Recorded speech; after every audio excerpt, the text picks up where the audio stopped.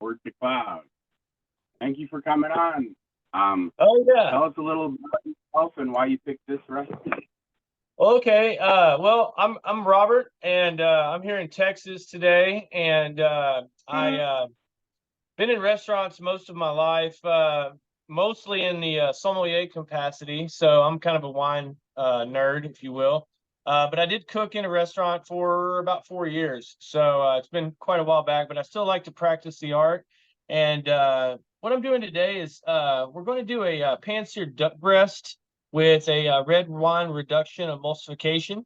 We're going to do a potato dish called potatoes dauphinoise, which is very similar to an au gratin, but definitely has some very big differences that I think makes it better than au gratin, which I'll go over while we make it. And we're going to accent the plate with a caramelized endive today, with a soy orange reduction. So with that being said, we're going to get started.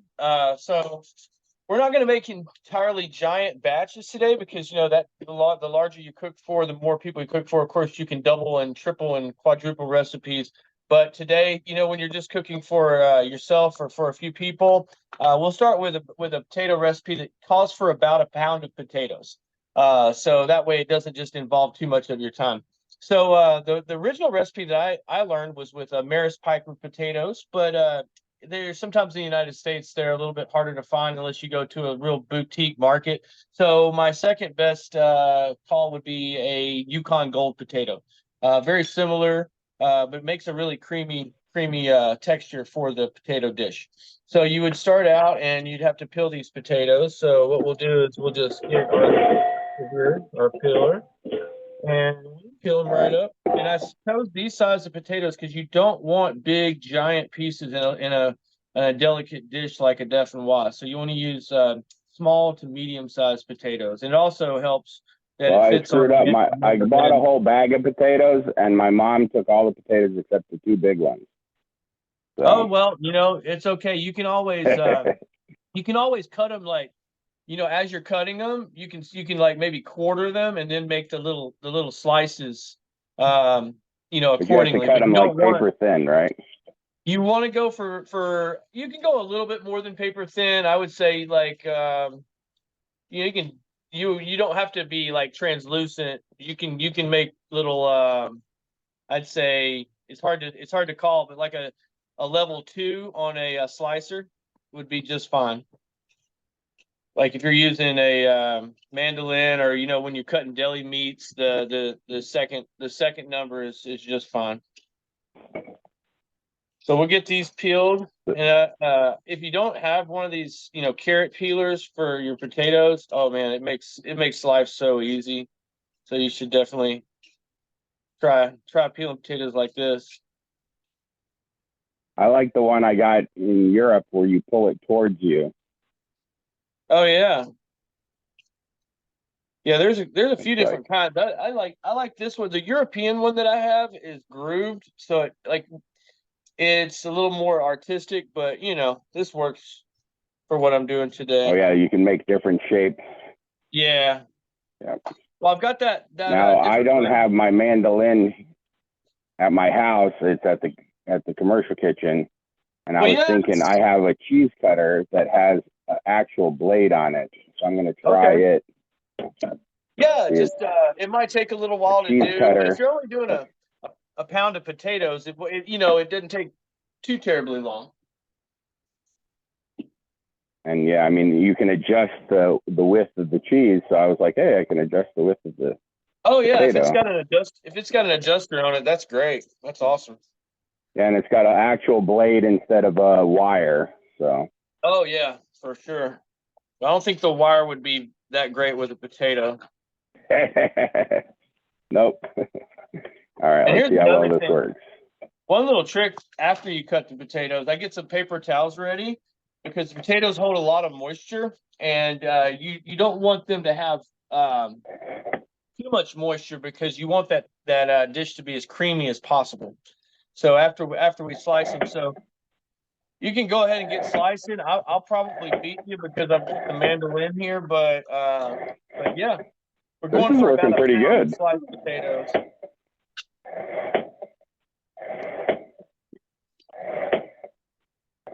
wow, this is working pretty good. I have to make sure my thumb is out of the way. But yeah, it is very, very wet. Yes.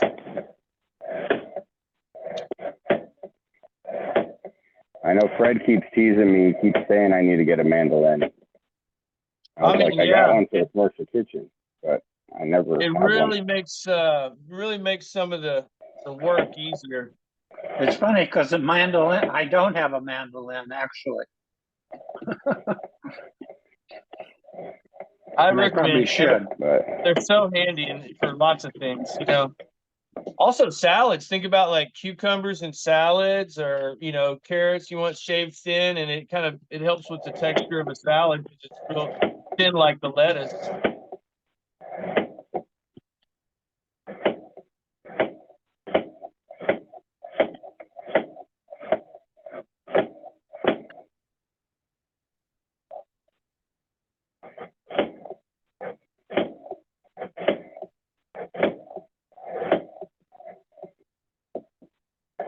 You also have to be very careful with the mandolin not to cut yourself. Yeah, show them the blade. The guard that I'm using has these little teeth in it, and you put the potato in the teeth or whatever you're using, and then you hold that way it's impossible to cut yourself. Unless you're like me and you want to get every piece of the potato and you just do the last little bit with your thumb and you're just asking for it. I mean, they came out. Look at with the cheese cutter. I mean, it came out. I mean, like you said, it's not quite translucent, but it's pretty thin. Yeah, you don't want to go too. I mean, you can go translucent, but that's just something that you can kind of play with, and as you develop your own recipe. I think it's okay they're going to be so creamy by the finish that they all melt together anyway, you know.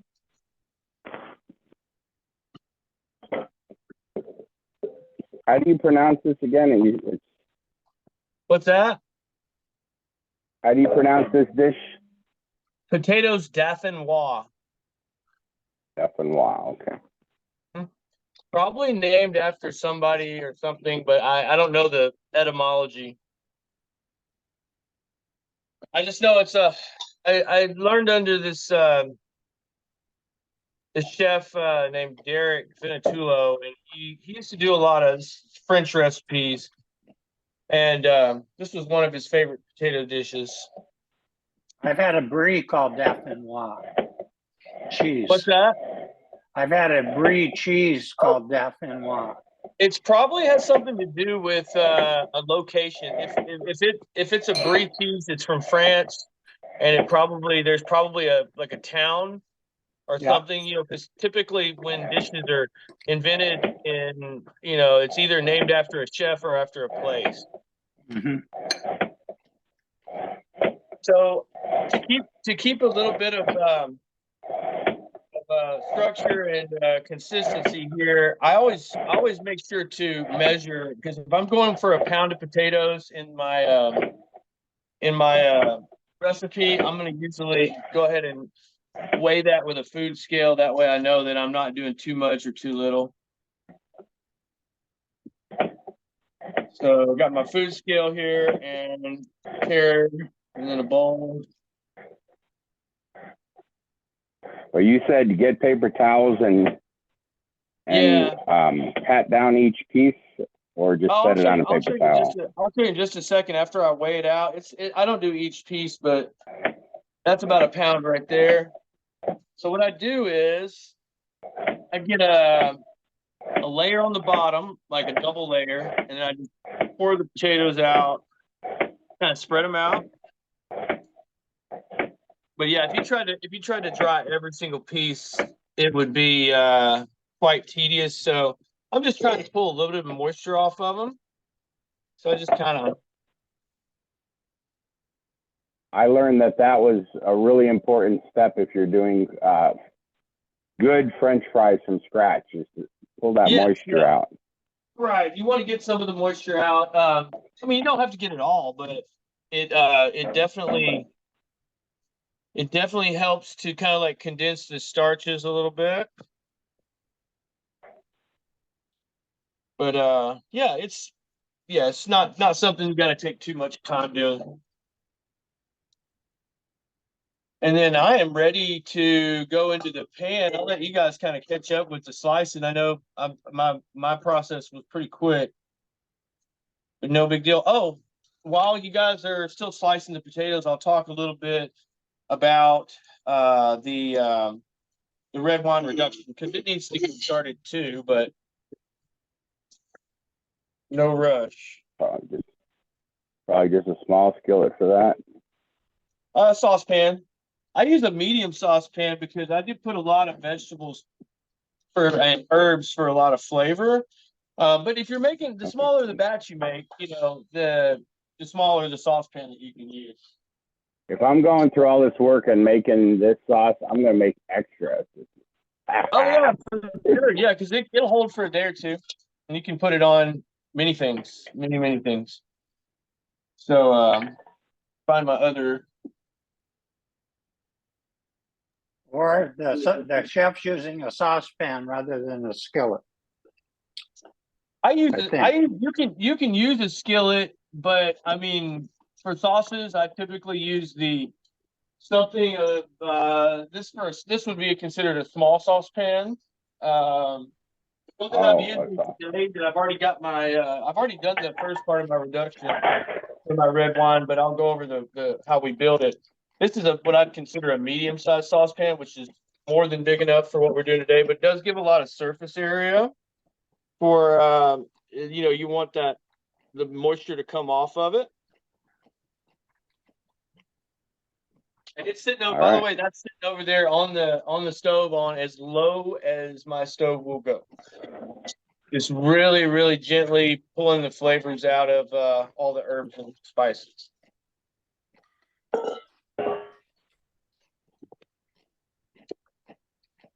Fred, you didn't ask, can you do it in an Instapot?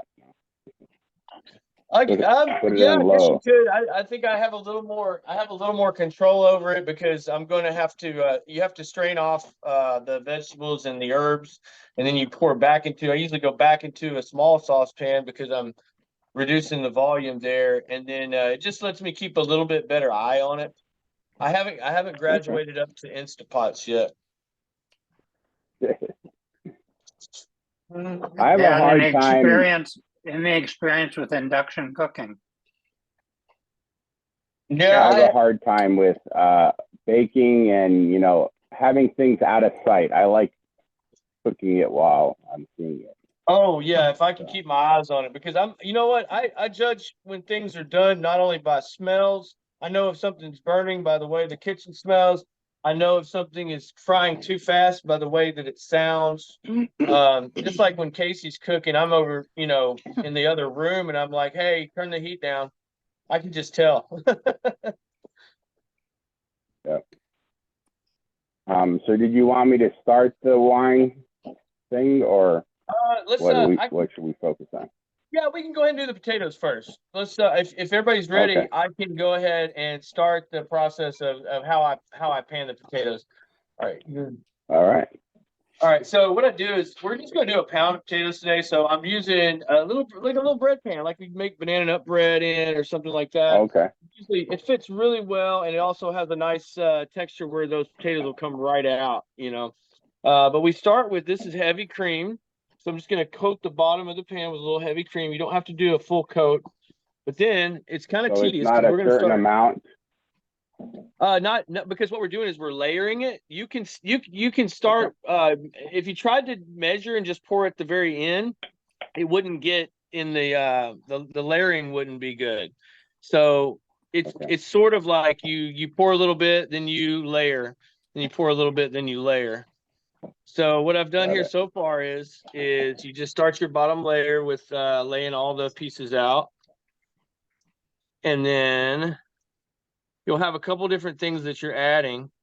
So many people just use salt and pepper today because this stuff is so good. I'm using some Cavender's Greek seasoning. It has a little bit of you could just use salt and pepper though. It's just a kind of a seasoning blend. And then we're going to use some Gruyere cheese here and grate every layer will have a little bit of cheese.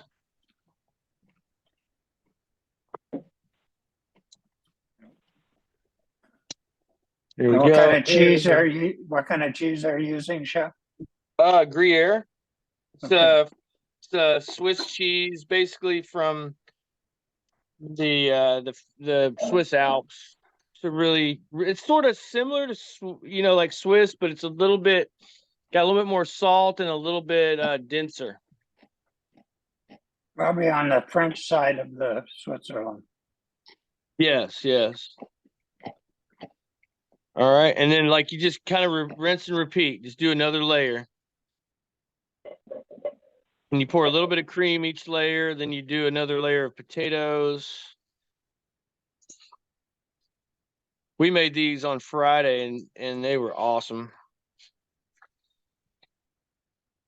So you just do another little bit of, and you don't have to go crazy on the cream because after it kind of, all pushes together, you don't want too much. You don't want it like drowning in cream because it will the moisture will start baking out of the potatoes and then you'll have too much moisture. So just kind of a drizzle on each layer.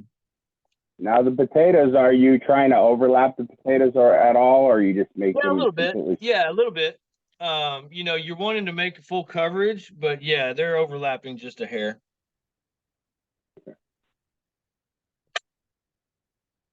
And then we'll do another.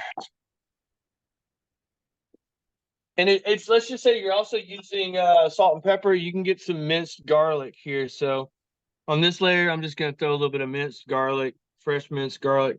You can use like a garlic press, just make it. And it just adds a little bit of, garlic's good in potatoes. Adds a little bit of flavor. A bit more herb. Cheese.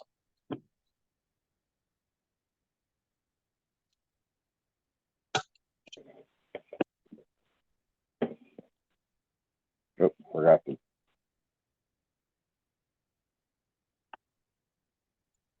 So one of the big difference between this dish and au gratin is the potatoes being raw. And au gratin, they're cut a little bit thicker, but they're also already pre-cooked. And with this dish, you're actually, that's why you're slicing them so thin, is so that they'll kind of cook, but it becomes more delicate. I think it's a good upgrade, if you will. I feel like the one time I had this somewhere, it was like I actually couldn't tell that it was potatoes because they completely disappeared. They do. They just blended. It's just like layers. Like it's like, I don't even know how they just. It's just a I layer. wasn't sure. Yeah, I wasn't sure if it was right. First time I had it, I wasn't sure if it was a pastry, like a type of lasagna. Yeah, because I mean the potatoes themselves. Once it's cooled to a point, you can just slice it into slices. Are we going to need any of this cream for anything else? Cream? No. Okay, I just want to make sure if I need to save some or not. Right. No, you can use what you've got.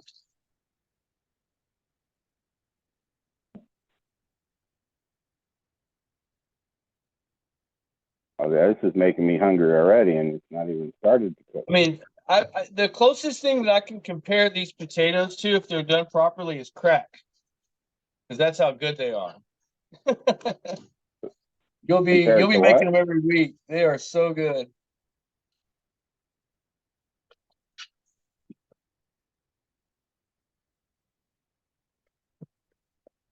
All right.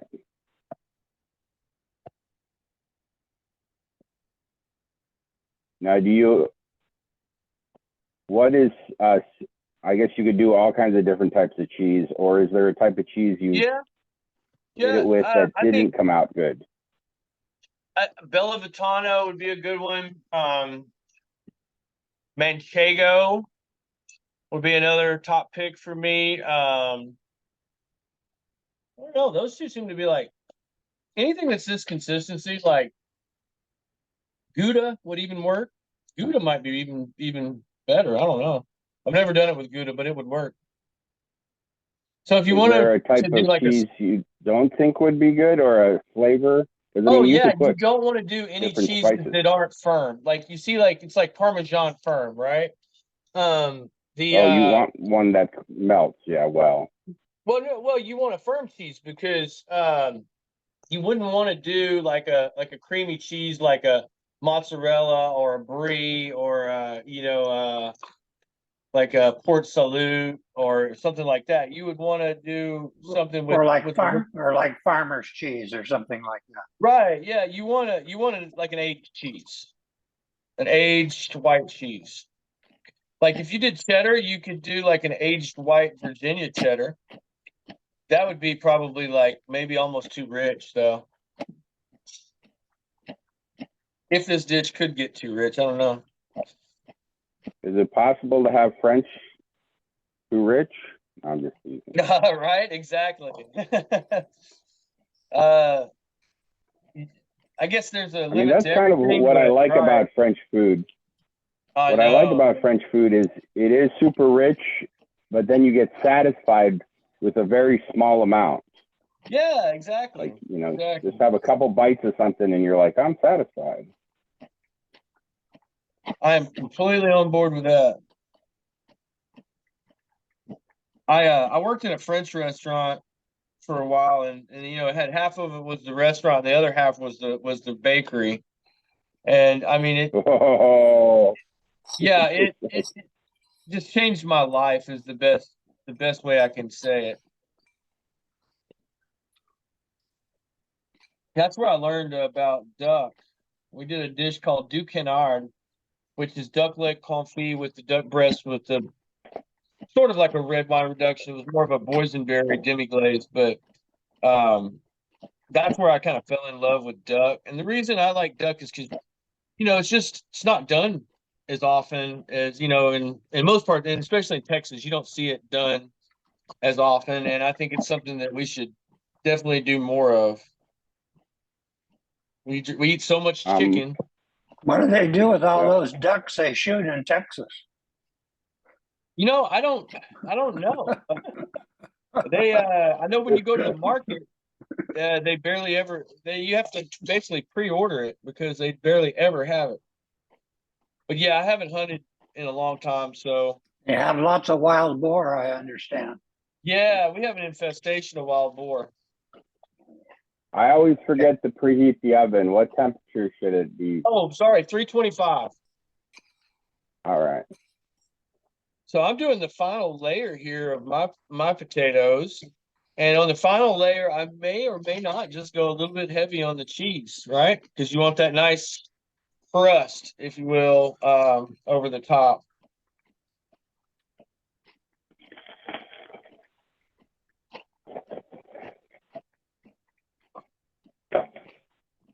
I'm having to get more cheese out. I keep my good cheese in the freezer. Yeah. So mine's ready to go into the oven, which you can kind of see nice and neat. You want to be able to make slices out of it. So looks good. It's got a nice layer of cheese. And I love throwing herbs on things. So that's just me. You'll see me do that from time to time, especially with potatoes. So into the oven, I'd go on the bottom shelf. I would go medium. So this are higher. You don't want to go. You don't want to go too close to the bottom. You don't want to scorch the bottom of the pan. And then, yeah, take your time on that. I am going to kind of prepare to do my red wine sauce next.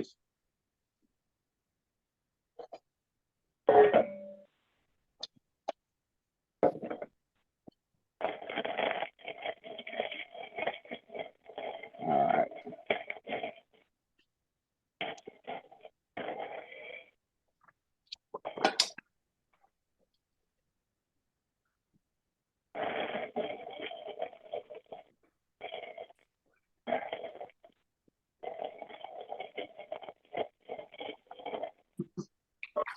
So what do we need for the red wine sauce? This is all the different herbs that we got, yeah. What's that?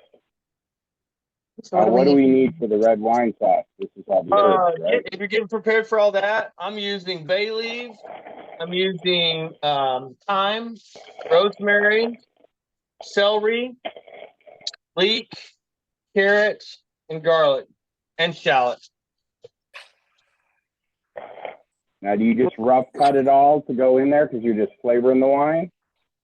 Right. Yeah, you can rough cut because you're not those are going to be strained off anyway, so it doesn't matter what they look like. But I usually cut them to where you get some extraction, like not huge pieces, but I'll kind of show you as I go.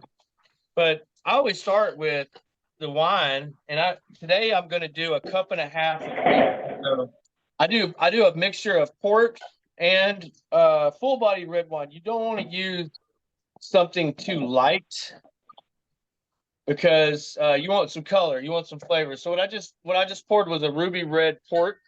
And the reason I'm using half port and half red wine is because with the duck, it helps. The port is sweet, so it kind of goes along with the flavor profile of the duck. You want a little bit of a sweet finish on your red wine sauce, and it won't be sugar sweet or candy sweet. It's just going to be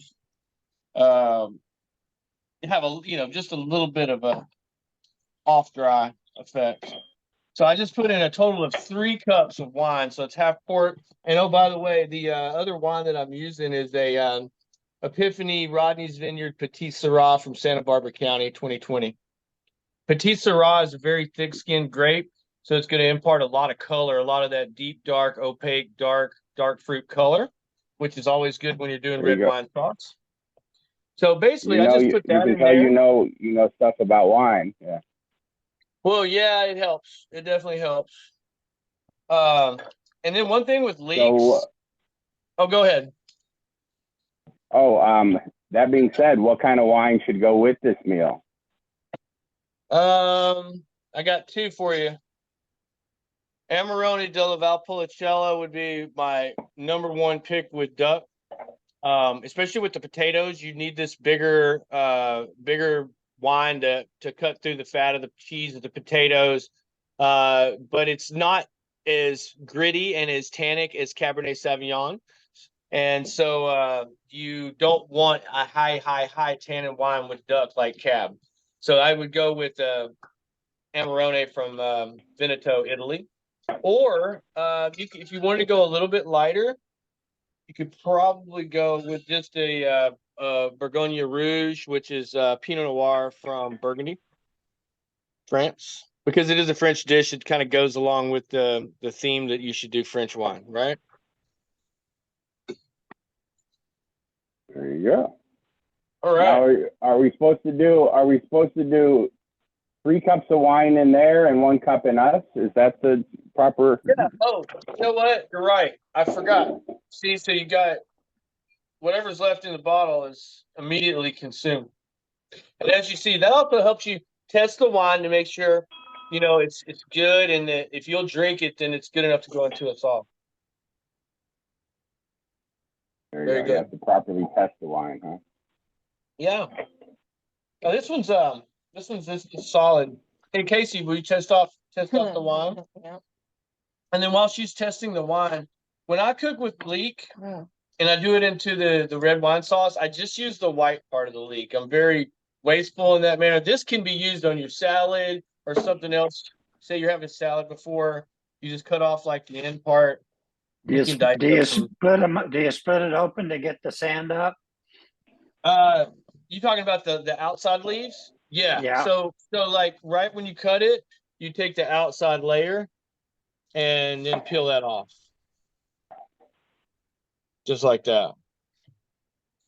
But other than that, I just slice it. Good wine. It is good wine. So that particular wine is the Rhone project from Fest Parker in Santa Barbara. They have a nice little inn in Los Olivos that you can go and visit. And Fest Parker, if anybody doesn't know, played Davy Crockett on the Disney movies back in the 60s. He was also what's his name? Daniel Boone. He played in a series back in the 60s where he played Daniel Boone. But he bought a winery and about 700 acres of land in Santa Barbara back in 1978. And then his family, his fourth generation, still runs the winery today. So we're going to put a bay leaf in there. You can put one big one or two little ones. We're going to put a sprig of thyme. So just boom, right in there. We're going to go a sprig of rosemary. When you say a sprig, you just meant one stalk, right? Yeah. Just, and it wouldn't hurt if you did two. It wouldn't be the end of the world. The herbs are great. I have an affinity for herbs, man. I am not gonna lie. She can tell you I cook with so many herbs. He does. And it's good. It produces aromatic and it fills the house full of that wonderful smell, and everybody gets really hungry. And that's kind of like the whole, getting to the enjoying food part. So like celery. All right, so I got rough cuts are fine. You're just trying to cut it up to get some extraction off the flavor. So I just do two little stalks there. Shallot. Reason we use shallots instead of red onion is because it's a little milder, a little more gentle. Red onion's sort of an aggressive flavor, so we go with the shallot instead. Rough cuts are fine. Yeah, you can even just look at it based on the color. It's milder purple. Yeah, it's a milder purple. Like some of the red onions we cook with, I mean, like they'll run you out of the kitchen. You're crying, and so I like to use the red onions when I do saute, like for stir fries and things of that nature. But I always do like a mix. Sometimes I'm always using some type of onion plus some type of a green onion to get like that herbaceous plus the histamine effect, to make my life really, really simple. How much celery do you think? Just one stalk of celery, or? I did two small stalks because these celery stalks, they're organic celery. They're not giant. Like, how sometimes when you get celery. Right. So these are a lot thinner. I also find the organic ones I feel have a little bit stronger taste though. Yeah, sure. But when you're straining them out though, I mean, it's not, the celery's just that kind of like that umami that's in the background. So you can't really go, two stalks not going to kill anything. So I believe, and my garlic. So I had earlier, there's my two little cloves of garlic to go in there. And just to get a little more extraction out of them, I will chop those up a little bit. And then I have a little bit of minced garlic here that I have too. And it won't hurt to throw a little bit of that in there too. Just to use it. So let's see. Well, we got leek, shallots, celery, rosemary, thyme, garlic, and two kinds of wine, right, so far? Bay leaf and carrot was the only thing you didn't say. Okay, bay leaf and... That's correct. And now that we've got like a whole carrot or a half a carrot? If it's a big carrot, I do one. I'm sorry. If it's a big carrot, I do half. And if it's a normal medium-sized carrot, do one. All right. But carrots, I'm seeing carrots these days that look like 2x4s. So, I'm just using to make my life simple. I just bought some mini baby carrots, that are already peeled, and that way I could just pull them out and pop them, All right, then we'll now, what did you say you do with the big green part of the leek later? You can use it on other things. You can put it in a salad or something, but I don't like to use. I use only the white part of the leek in the wine reduction. So now we'll go ahead and put that on the heat and get it boiling. So that's what it will look like, and we'll start reducing it. What you want to do is you want to reduce it by half. So kind of like get an idea of where your volume is, where it sets, and then I'm going to literally boil that down to almost a syrup. Which, if you look at this one, this is after quite a while, and you see how much actual moisture is actually still left in there. You see the it's almost syrupy. And here in a minute, we're going to strain this one. We're going to strain this one out into a small saucepan and then reduce it even more. Let's see. But this has been. What's that? There was also orange juice. Was that included in this one or No, different? not in this one. Orange juice goes in when we're going to caramelize the endive. Got it. So now that So basically bring this to a boil and then lower it to to a simmer. Low That's simmer. why I kind of did a little bit of a I did a pre-batch because the simmering that was going on this one was over an hour. So like you want to do it at the lowest possible setting so that it, gently pulls all the flavor out. And then so reducing it by half. And then what I'm about to do now, I can find my strainer. Here it is. We're going to take what's left and we're going to into a smaller saucepan.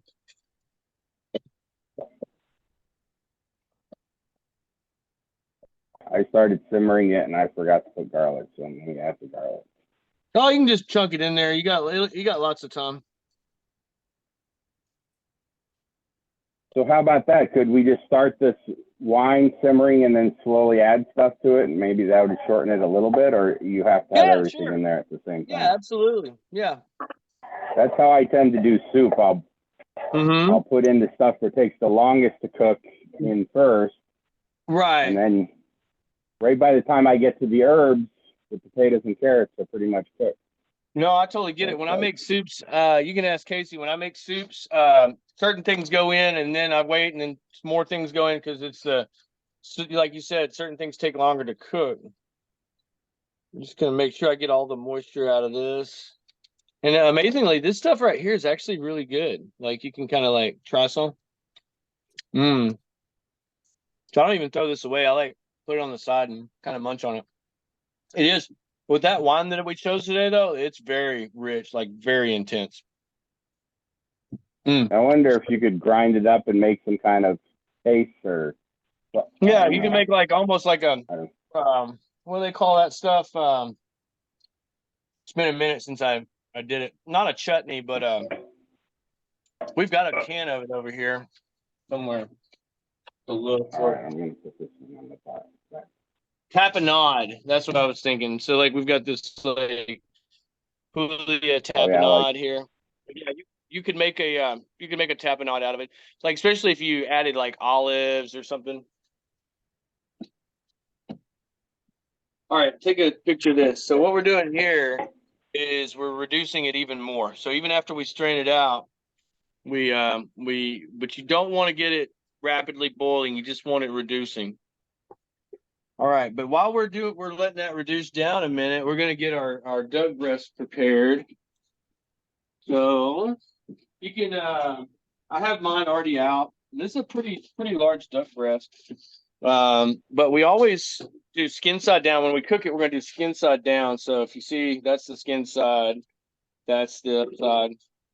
And in order to get mine's some in a plastic package. Yeah, I already pulled mine out of the package. But what I do to any meat really is I put some type of vegetable oil, whether it be olive oil or soybean oil. But today I'm using avocado oil because it has a higher heat resistance. And I just rub the whole piece of meat with the oil because once I put a seasoning on it, it helps the seasoning to kind of bond into the meat. So once again, you can use salt and pepper, just keeping it basic. Or you can use like your favorite seasoning, which I am today. Salt and pepper also works. And then this is a key moment here we're gonna talk about is. Oh my God, look at it again. What's that? The camera flipped. Oh, it did? Yeah, the stupid camera flipped again. Is it looking at you now? No. I'm gonna have to like flip it back for a second and then flip it back to fix it. There we go. There you go. Got it? Yeah, if I hold the phone at a certain angle, it flips the image. All right. So this is something that's super important with a duck breast like this. This is probably almost, I mean, it's almost a pound. It's almost 16 ounces. It's pretty large for a duck breast. So what I do is I take my stainless steel pan, no Teflon or anything, and I go ahead and put it on the stove cold, okay? And immediately put the duck breast on it, skin down, okay? Because Okay. But you first oiled it and salted it, you said, right? yeah, I oiled it, salt and pepper, and no oil in the pan because this duck's going to create so much fat. It's you'll see after it starts to cook.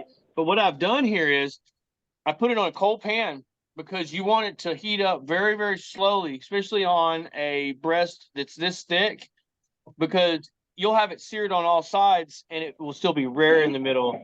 And you can eat duck medium rare to medium, but you don't really want to eat it rare, like cool rare. So this will help render the fat, or fat cap in between the skin and the meat. It'll render the fat cap, but it'll also start to cook up slowly from the bottom.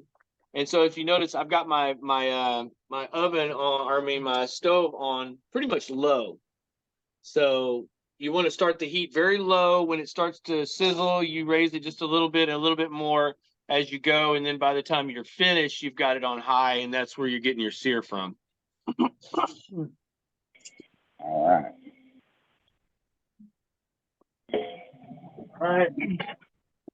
And then as we get that moving, we're gonna start the endive, the caramelized endive. I'm gonna have to turn on this one. Move that over. All right. So this next part is one of the funnest parts because these little things, So the lowest temperature on here is 300 degrees. If you look there. What's that? On my That's the lowest my temperature. lowest temperature on my induction is 300 degrees. Okay. Mine's not to the actual temperature, but that sounds about right. All right. So what I just did then is I just melted a little bit of unsalted butter because when I caramelize this endive, you're gonna kind of like give it a little bit of a bath in the butter, and then you're gonna lay it in sugar, and then you're gonna put it on the pan. So that way you're caramelizing first, and then you turn it over, and that's when you add your soy sauce and your orange juice mix. All right, come over here. Get another plate.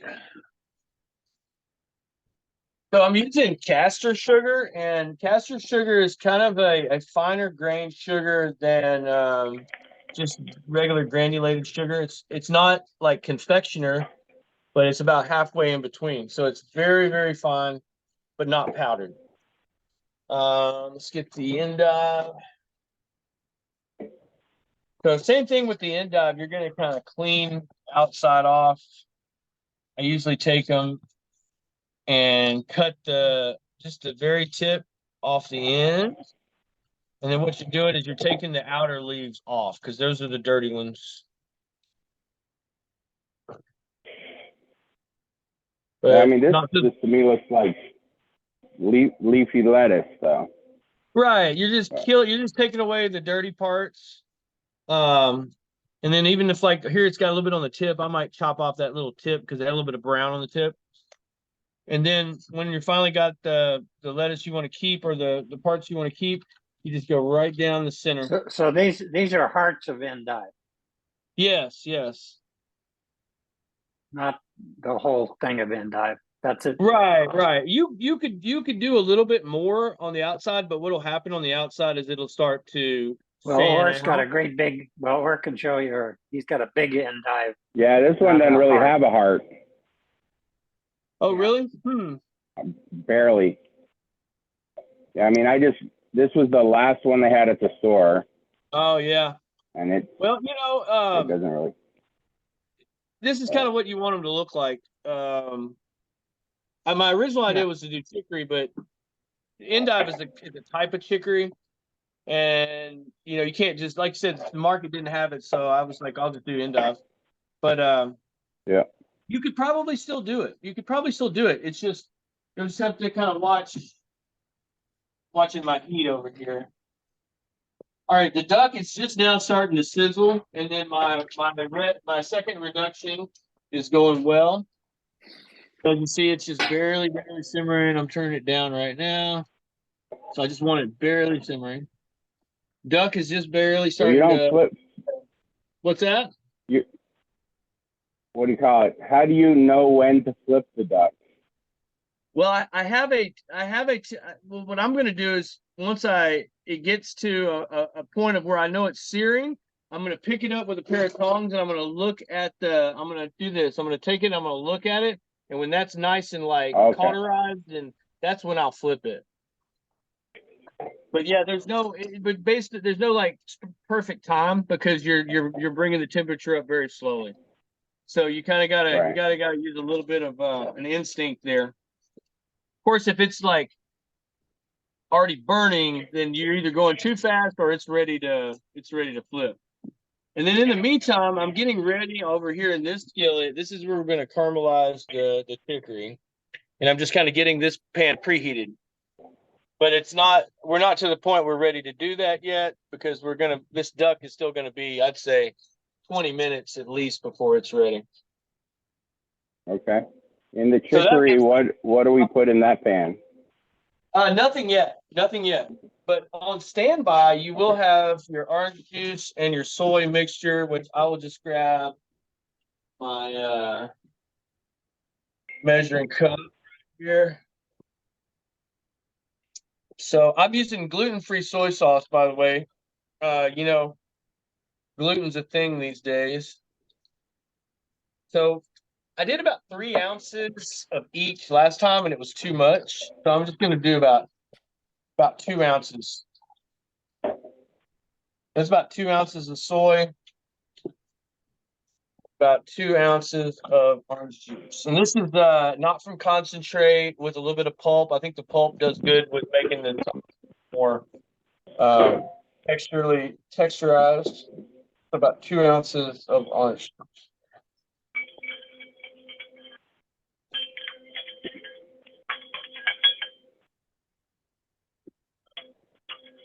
And I want this to go ahead and start making a reduction, so I just put it in a saucepan. And you want a little bit of salt in there too. So sea salt, just about a pinch.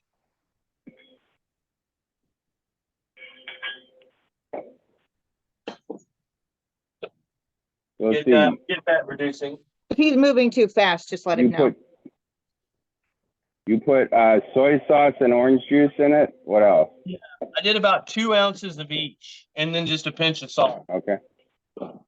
Soy sauce gives it salt already, but I mean, once it gets all together, it's gonna be. It needs a little bit to make the sauce good.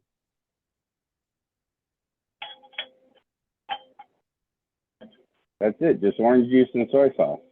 Yeah, pretty simple. Hey, so by the way, mixing fruit juices with soy sauce, whether it be orange juice or pineapple juice, are excellent ways to marinate meats. Just those 2 ingredients. So for instance, like flank steak or skirt beef, like you're going to make fajitas, you marinate for about 4 hours in that mixture of the juice and the soy sauce, and then you cook on a fire, like especially when you're cooking with wood. Oh my gosh, it's awesome. Did you take my wine, Casey? There it is.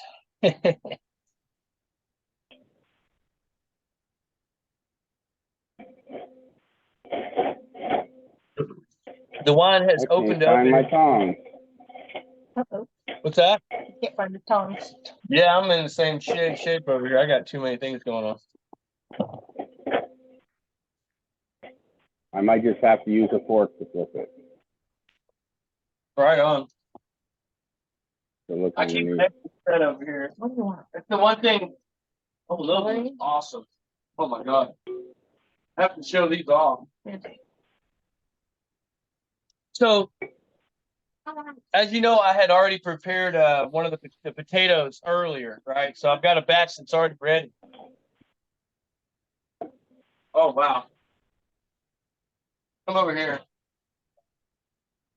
Typically, how long does it take to bake? Oh, let's see. How long was I in on that? I was in about an hour and 20 minutes. Wow. But oh, by the way, though, about You just 20 want of to those slow minutes. bake it. Well, about 20 of those minutes I pulled out of so about an hour at the 325. And then I actually let me turn this down. I actually moved it into the upper oven, which was just sitting on 180 to keep it warm. So it did actually, you know, that last 20 minutes or so actually just kind of held it, but it has a nice crust on it. We're going to cut it when we plate the food. So you want to have it out of the oven a bit before you actually cut it to plate, because you want it to kind of solid up a little bit. So the duck is starting to render the fat. As you see, I don't know if you can see it on the screen, but you see all that coming off of it? This thing's going to produce a huge amount of fat. So just be prepared for that. I like your tip of start. I don't know why, I just never thought of that. Yeah, especially on duck, because it's to get all the way into that center. So you want the center temperature to be about 135. Okay. Some people will say you can eat it rare, but you know, let's not take any chances. It is poultry. So what I do is that's how I can get the center temperature to the right to 135 without over burning the outside. And right now is a good time to go ahead and see. We're right about here on medium low. I'm going to go ahead and turn up to about 4 o'clock there, just to kind of start gradually increasing the heat. You know, I did a cooking video like 15 years ago, and I literally told people if they didn't have a gas stove to sell their stove and buy a gas stove. And so I completely am breaking my own rule now. But we don't have gas here, so can't. Well, there's a big move. There's a big move underfoot in the United States to get rid of gas stoves. Yeah. They're going to ban gas in some areas. Where I live, they just passed. Yeah. I mean, for years and years, I was like, gas is it. And now I'm going a year and a half on this double burner induction. I just absolutely love it. Yeah, once you learn these, like I have the ceramic top, and once you learn, they're so even and they're so fast too. So they go from completely cold to hot, you know, or wherever you need it, like super quick. Once you learn the induction's even better than that, because on the ceramic top, there's a lot of conduction taking place, where in the induction, when you turn it from low or high to low, boom, it just goes right now. Wow. That's one of the advantages. Well, I contemplated under this, if you look here, you can kind of see my gas stove is underneath here. And I got a wood top now, and my 4 gas burners, I mean, you can see it as a gas stove because there's the gas for the oven. Yeah. But on the top, I've just got a 2 burner. And then I've got a third one, like set over on my table right now, simmering the wine, reduction sauce. Cool. Yeah, and on the better induction unit, you've got increments of like 20 increments of temperature. Wow. That you can adjust from the lowest low to the highest high. Well, next stove we get, we'll have convection ovens and probably the induction top. But I really want convection ovens for baking. That's my next wish list part. Oh my goodness, that the whole room just all of a sudden had a whiff of duck. I don't know, it was like it all of a sudden caramelized just to the right point where I smell it really well. Your duck, are you saying that you think that it's time to look about flipping it or what? No, I just all of a sudden got a whiff. I did check, it's not ready, but all of a sudden I got a whiff of duck. Smell. I mean, like, Yeah, it's been a while yeah, since you checked it, or check it again. It's been a few minutes. well, I did, wonderful flavor. but I've raised You the can see temperature on mine, but I can already tell you, I probably will not flip my duck in for another probably 5 more minutes. yeah. So let's see, my temperature is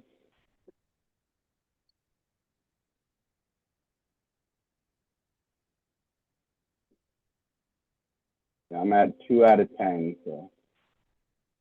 And also, if you've got a Slowly duck breast increasing. shaped like mine, you can actually flip it to the other side, but then you can even lay it. They're so thick, you can even lay it on. There's basically 4 sides you can lay it on, and you can kind of get that sear going all the way around too. You know. So.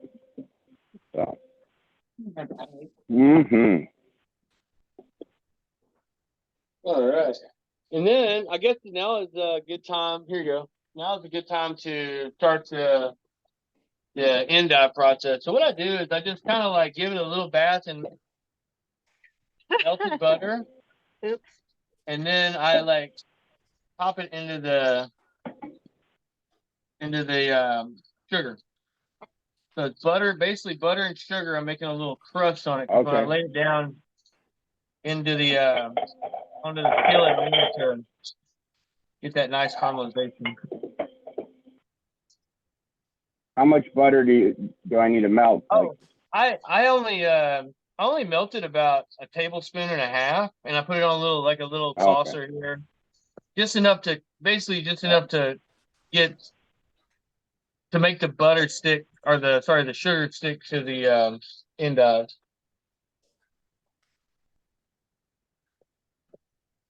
All right, and then get some sugar. Right, put it on a plate, and then you're just kind of like. And the whole idea here is to make sure that the split side of the endive makes a nice like caramel crust.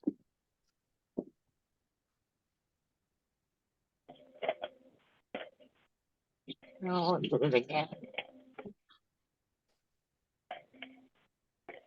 you noticed the poor quality sugar we have in the U.S.? Because I've had people in other countries show us how to make caramel. And like I've been unable to make caramel in quite a few cases on the sugar in the U.S. because it's I always shop at a good market where I can get European style butter and castor sugar, and just the run of the mill stuff you get from just the run of the mill market is terrible for sure. It wants to burn before you makes a good caramelization. Yep, that's exactly what's been happening. All right, looks like I am now flipping my duck. I might even be a little too high on the temperature. I'm going to kind of kick it down just a little bit, but come see this. This is what the skin side looks like right now.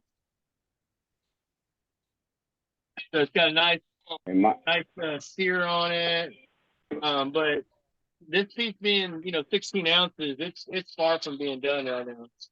And you can see how much fat has. Look at all that fat that's rendered off of it. You use your electronic thermometer to check the inside before at the end. Asked about an electric thermometer. Oh yeah, I have an old school one right here. This is just a little meat thermometer, but yeah, you can use electric. You can use electric thermometer and just try to hit 135, 136 degrees center temperature. The new ones are just so cool. They're just so cool. Oh yeah, I know. I need to innovate. I bought a pellet smoker. They're like cheap. They're like $12 or something. Oh, okay. Yeah. They're real cheap. I need to get on Amazon and grab one. Yeah, you can also use it for measuring like water for coffee or tea or stuff like that. Mm-hmm. Now, as far as the endive, what temperature you think the skillet should be on to do that? Gonna start off pretty hot. I don't know what I'd say at least 400 for you. All right. I'm about to show the process of where I'm gonna go ahead and put it in there. Yep, I got my butter melted and I'm So ready. this skillet is preheated. So what we're gonna do is, I actually thought it would be a little bit hotter than that, but yeah, it's starting to sizzle. Okay, we're good.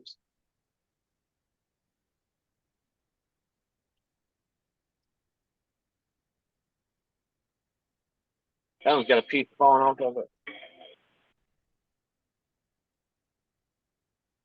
All right.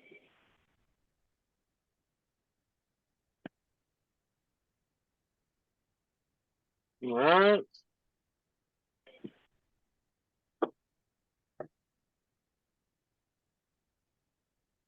So because I don't have the hearts, I'm basically just using the endive stems here. What's that? If he doesn't have heart. Yeah, you can just caramelize some. Yeah, I'm just sure. using the endive stems.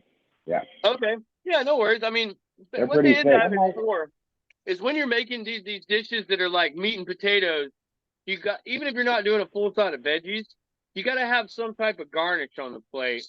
This kind of serves as kind of a garnish plus a little bit of leaf going on there, you know, and it Yeah, you just could makes, probably just use some of the green tops even at the end. yeah, At it the just end. makes the plate interesting, and that's what you're trying to do with that. It's not a, you know, an integral part of the dish. It's just making your plate interesting.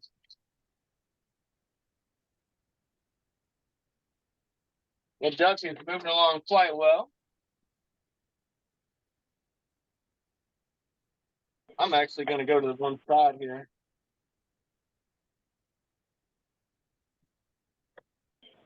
So I'm being rebellious. I didn't have any duck or anything. I wasn't able to go to the store. So I'm working on a pork jowl. Oh, wow. So I got That's one really different. there. So here it is. You can use the same setup with the sauce, the endive, the potatoes, all with really you can interchange the meat really well. Like lamb would also be a good call too. I'm actually braising mine. I'm going to give it a go. It's the first time I've ever done this, so I'm That's a what rebel. our show's all about is substitution. Make it work. Yeah. Well, it's kind of fun, you know. You get to see what you can do. Yep. My house isn't open. But It's just smoking in here. I might have to open a window. yeah.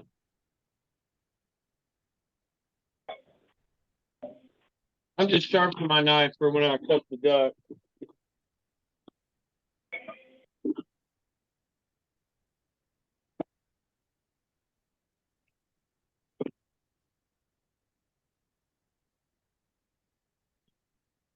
And the red wine sauce has a final step where we emulsify it.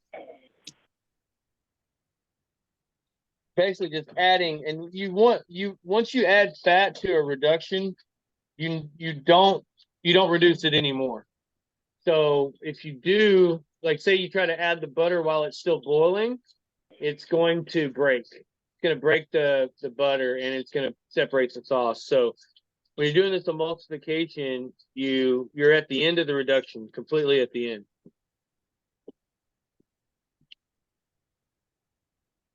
And right now, my red wine reduction is actually at syrup level. So that's where we need to emulsify it. So as soon as my camera lady gets back.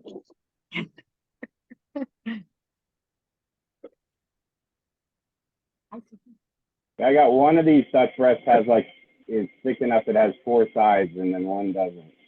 Okay. Yeah, just kind of, play that by ear because, you never know what size you're working with. And eventually you'll be able to, kind of purchase what works for you the best or what works for who you're serving the best. Oh my goodness, it smelled no. I slice my duck breast so the bigger ones do really well sliced. All right. let's show this, and I don't know. Hopefully, we can get a really good. Can you see how syrupy this is?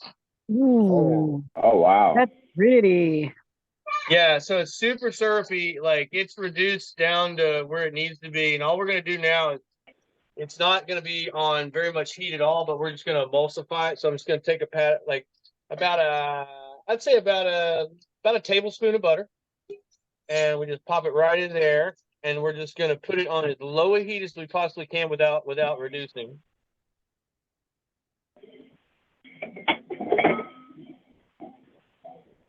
So this is on as low as I can get it. Watch it melt. Gonna keep turning my duck too while we're at it. You okay? So do you just keep flipping the duck now?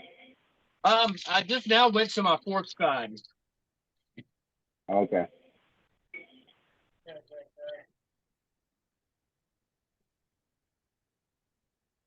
Oh, wait. All right, yeah, the butter's Look at all that melting. fat, though. There's a What's whole that? layer of fat there. Look at that. Oh, I'm Yeah. just complimenting on how much duck fat is. It didn't look like it had much fat on it. But. There's a ton of duck fat in my pan. And then I was talking to a chef the other day about it. He goes, "What do you do?" I was like, "Oh no, I don't do anything with the duck fat." He's like, "Save it, save it." He's like, "Put it on bread, Oh, put it yeah. on toast." Oh man, that you said if I don't Well, I even mean, saw what it did. I see people, they'll cook something and then they'll skim off the fat and they'll throw it away. I was like, don't do that with anything. Yeah, you can use it for Save that something, fat. you know, for cooking. You can flavor up something else. Like say you're making a roast beef sandwich, throw some duck fat in there, sear the roast beef, and then melt your cheese. All right, what we're gonna do now is we're gonna see how well we've caramelized this.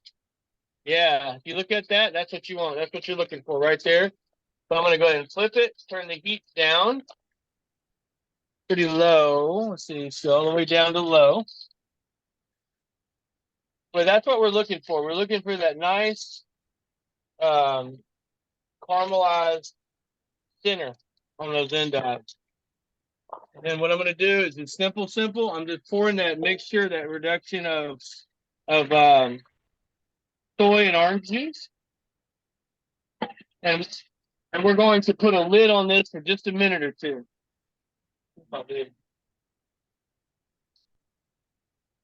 Here it is. I got it. So all the way down.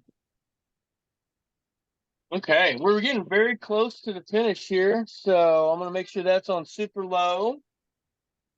The red wine reduction is looking great over here. The duck is, let's just go ahead and see where we're at on center temperature. I'm going to guess that we're not there yet, but we're going to be getting closer. Give it a minute. So when you added the butter to the reduction, you just kind of swirled it together. You didn't whisk it or anything. No, you just swirled it together. You don't, Okay. you don't want to beat it up or anything. You just kind of make sure it blended in there. Okay. Yeah, my duck is actually showing that it is not anywhere close to 130 yet. So it's just a huge piece. So I've got to keep mine rolling. Now that it's seared on all sides, I'm actually going to turn it up, skin side up, and I'm going to probably put a lid on it so it kind of helps it bring it up to temperature.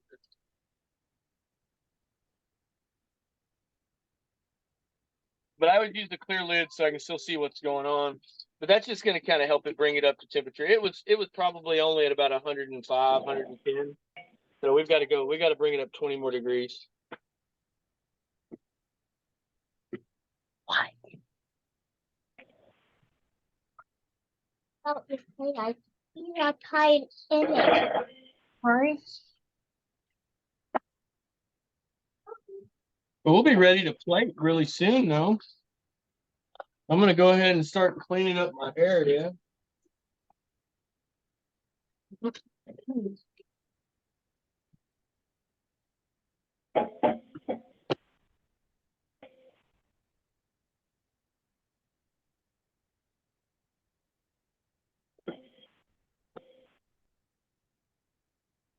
I think I'm more excited about the potatoes than anything.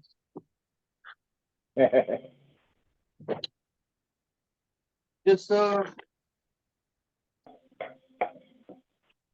fact, I can kind of check, see how my potatoes, I can actually touch the skillet now, so, or the pan. So I think they're about to the point we can actually slice. There's still a little bit.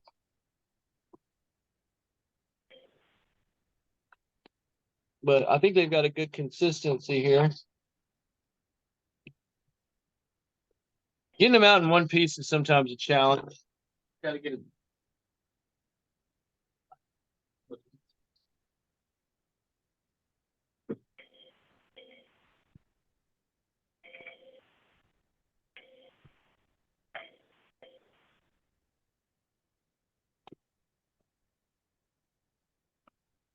It looked like they're gonna work. It's almost like a bread. You just like flip it up upside down, boom. But no, then it would be the wrong side up.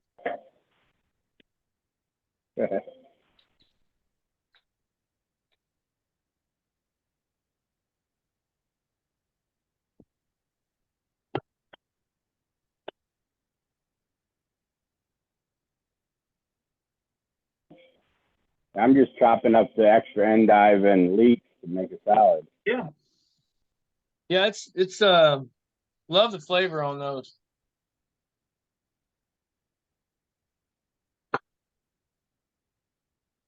We're gonna have to open another bottle of wine today, I think.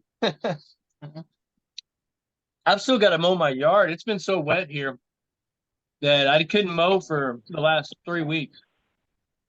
And Oh, wow. we finally got a break in our rain. I don't think of Texas as a.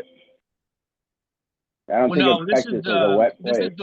This is the second wettest year on record ever in our part of the country. So we have had. Yeah, we're up in the DFW area, so we're not like West Texas desert, but we're not necessarily about sometime around June. It just stopped raining. All right, the endive's ready.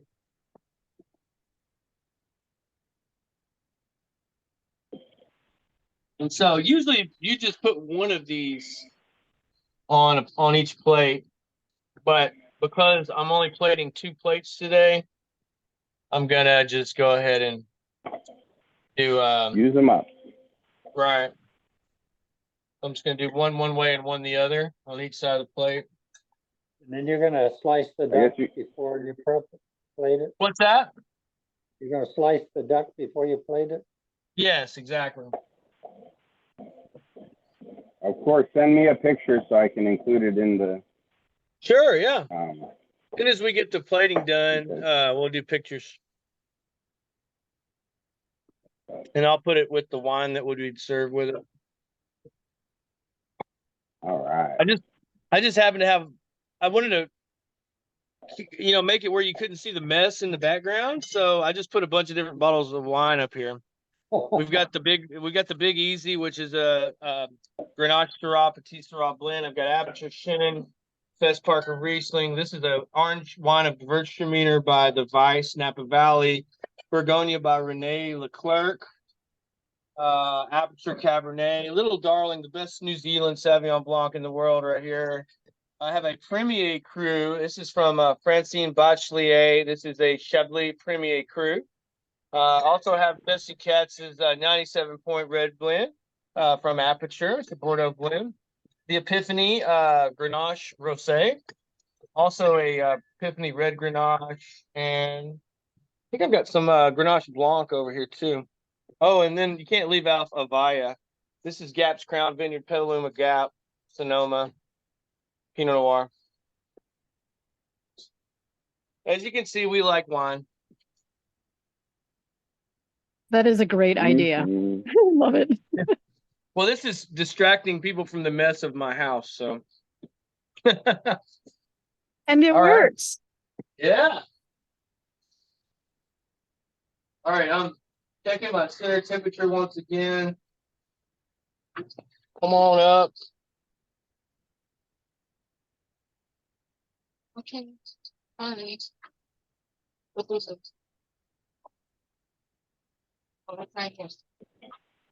Still needs a bit more. But you know, that's the nature of the beast there. All right. Oh, and by the way, I while we're honestly waiting, can never. what's that? I don't think my kitchen has ever smelled this good. The complexity of there's like so many different flavors in here. I mean, I've got the duck flavor. I mean, literally, I can taste the smells.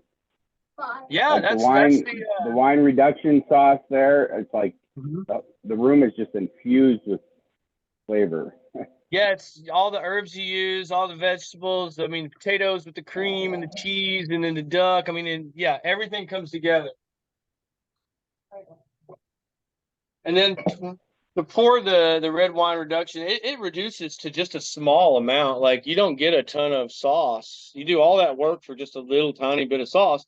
But to pour it, when you go to pour it on the duck, I just put it in a little ramekin and then get ready, you know, sit it on the side whenever we go to plate. Then that's when that final drizzle of sauce goes on there. But while we're letting that duck get about 2 or 3 more, I'd say maybe 5 degrees more center temperature, I'm going to try to surgically remove these little Dauphinoise bricks, I call them. All right. Let's do it. Let's do it. Look at that. So I'm going to put one here. Oh, gosh. Stay together. Just to make sure it stays together, I'm going to do one final cut.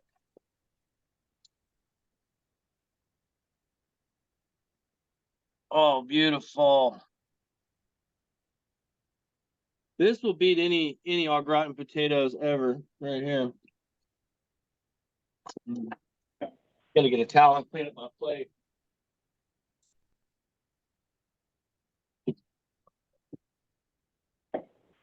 Don't judge me if I start eating some of these potatoes. I'm kind of shocked you haven't started eating them now. I know if I wasn't busy doing other things, I already would.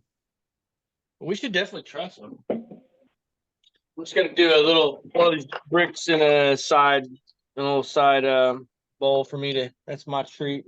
And we got a little bit left over. You have to even out the pan. Yeah, exactly. All right, I'll let Casey try first, and she can tell you from a third party. Oh, let's get her another one. I got my part. She can tell you from a third party perspective.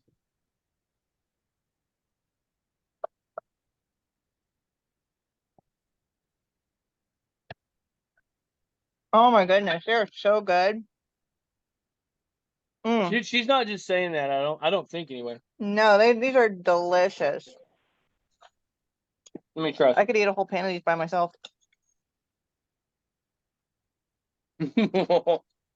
Now you're supposed to say you're hired. Man, I'm not kidding either.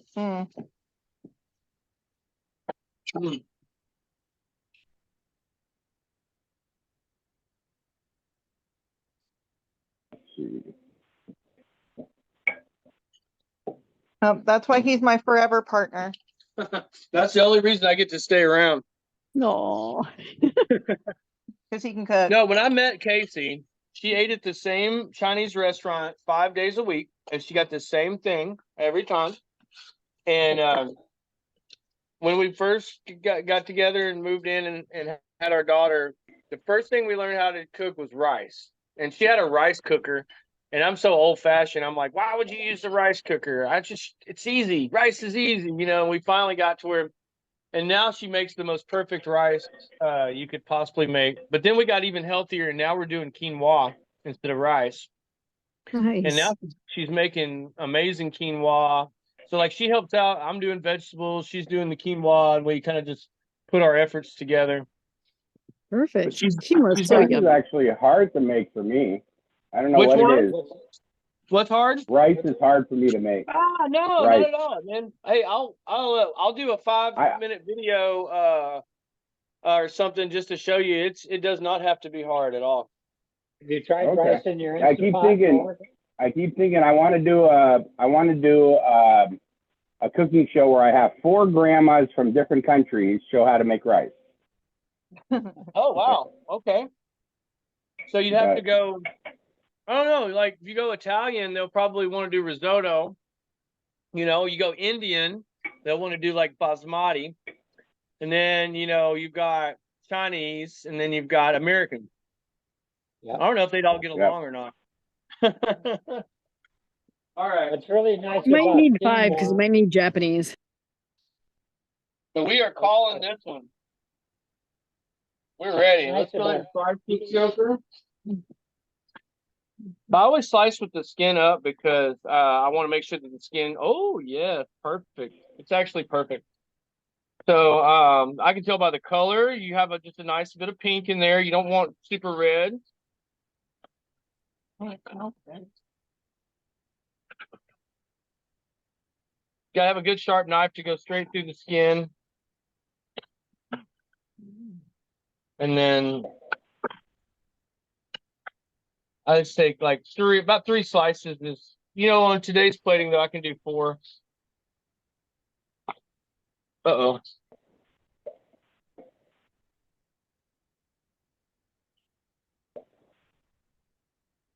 Use that one away.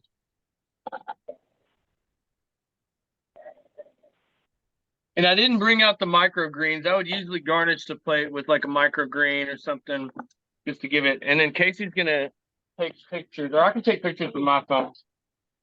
And we're gonna just drizzle. So I had the luck of going to the farmer's market. I was unsure if I could get a leek, but they had leek microgreens at the farmer's market. Oh, really? So I That's got cool. that. Yep. And so, look at this. Let me open it up before. Yep. Yeah, my little plating- teeny leek microgreens. Oh, darn. Wow. That's pretty cool. I've been Yeah. using have you ever heard of it's Yeah, called slice- Bull's Blood. You're gonna slice your duck. It's a beautiful little, really colorful microgreen.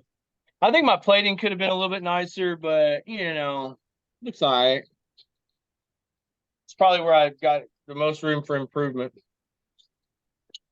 I want or to slice his duck. What's It's that? beautiful. Thank you, thank you. Slice his duck. Wonderful. Yeah. Well, hey, Mike, that's ready to enjoy for me. I know you guys got a little time on your other stuff. So if you got any questions while you're finishing up, I'll be here to help you through it.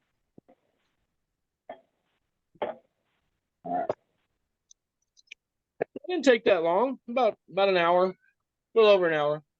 We have a 5-year-old that is about to self-destruct over here too.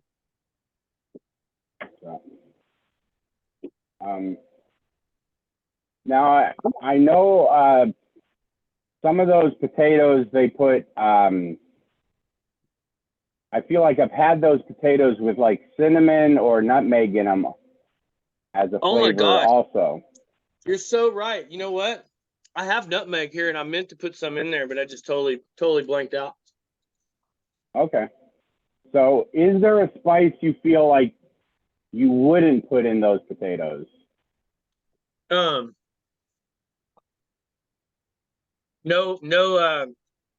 No red pepper, no cayenne peppers, nothing.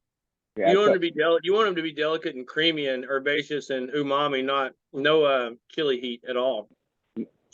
no overwhelming flavor, right? Yeah. Well, no. If you use herbs, don't use sage.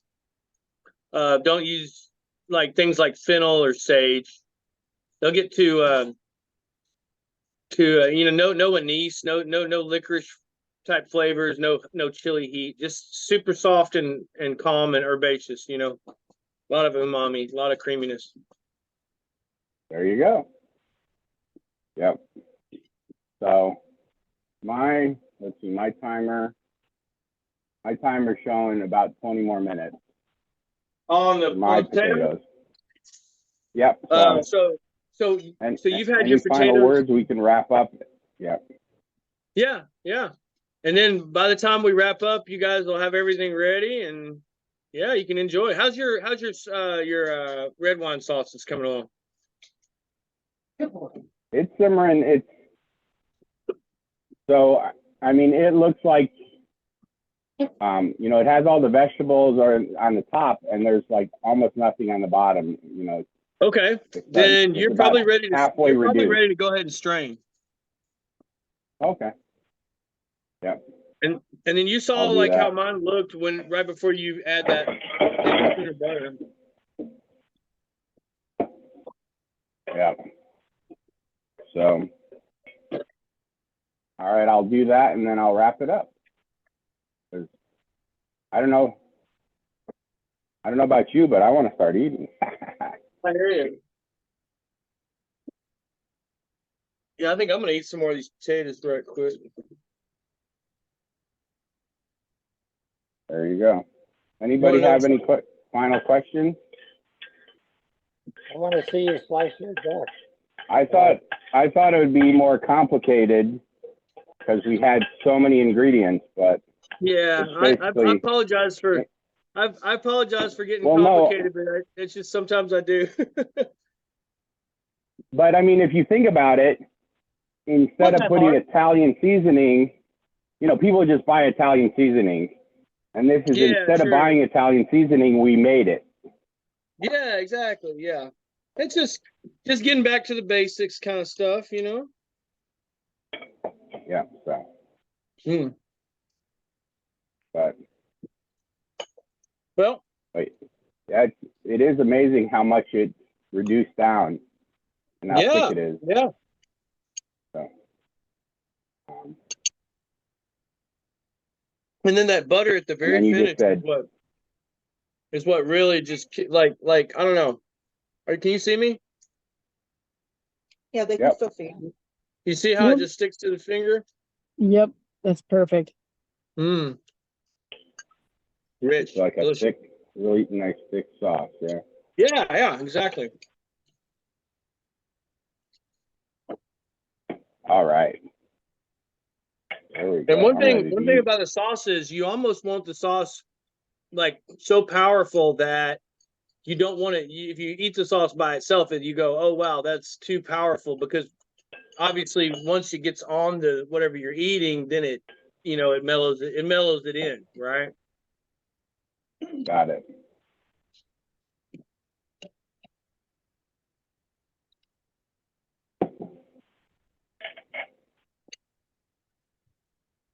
All right.